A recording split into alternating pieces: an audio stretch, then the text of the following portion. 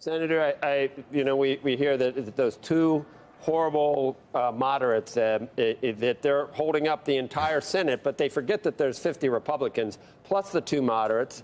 And then what I don't understand is are there any other moderate voices in the Democratic Party at this point? I mean, instead of those poor vilified individuals. I thought about Mark Warner. Yeah. Where is he? But then I tried to figure out some other ones.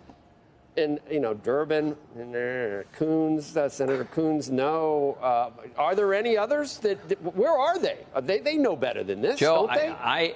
I have had the same thought many, many times.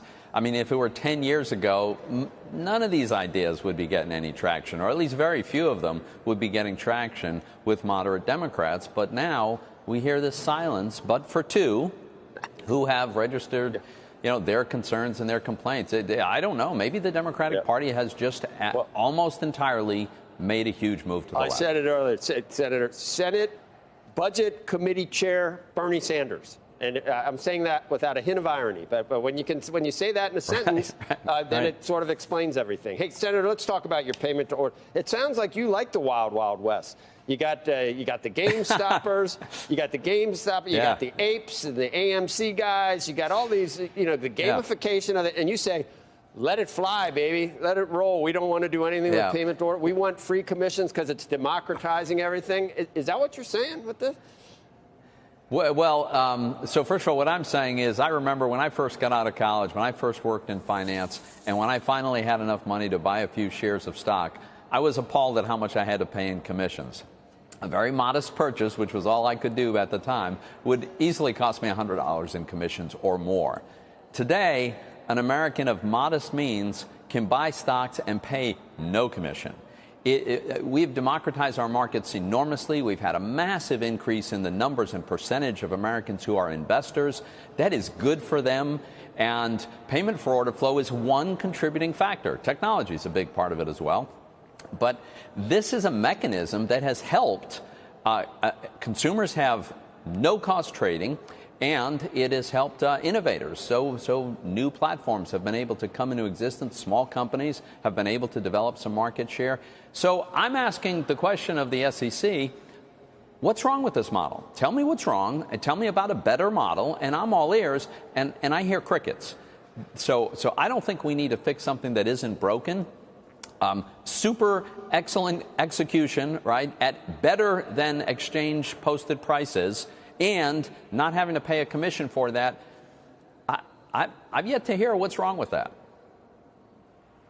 Hey, Senator, I just wanted to pivot back to the conversation you're having with Joe. I appreciate the pity party you're having about the Democratic Party and what they're doing and this and that. And I called what's happening here a clown, either a clown show or a clown car. But at the same time, we have to have a real conversation about spending. And, if there's going to be a bipartisan agreement to spend money, we have to come up with a bipartisan agreement to find revenue to pay for said spending.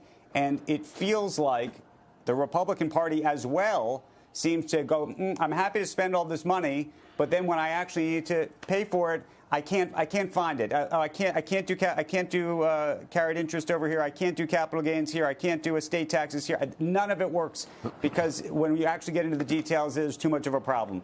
What do we do? What do we do? Well, I would say two things. I would reject the premise that we want to spend just like the Democrats. As you've noticed, there are no Republicans who have embraced this massive multi-trillion-dollar spending blowout that our Democrats are insisting on doing on a strictly party line basis. So there is a big difference there. The second thing I would point out is, our view is... Even if you put that aside, there's been an enormous amount of spending over the last 4 years. Well, with COVID and everything else, I think we can all agree there's spending. Some of that spending you thought was too much. Some of that spending you thought was too much by your own party. So let's just... Yeah, and I voted against it, right? I voted against the infrastructure bill, even though I think you can make a case for increasing infrastructure spending. But I think they went way too far, spending money in categories that we don't need and shouldn't do. But I would also point out, look, I think the 2017 tax reform was extremely constructive, accelerated economic growth. We had record low unemployment, rising wages, narrowing of the income gap before COVID hit. I mean, we were really hitting on all 8 cylinders. The economy was the best of my lifetime. Strong economic growth generates the revenue that for the spending that you actually do need to engage in, not this wild, excessive spending that our Democrats are engaging in. We've got record revenue coming in. I mean, despite lower marginal rates, and we've seen this before, the added growth more than offsets the lost revenue. It's not a revenue problem. It's a spending problem. That's what we need to focus on.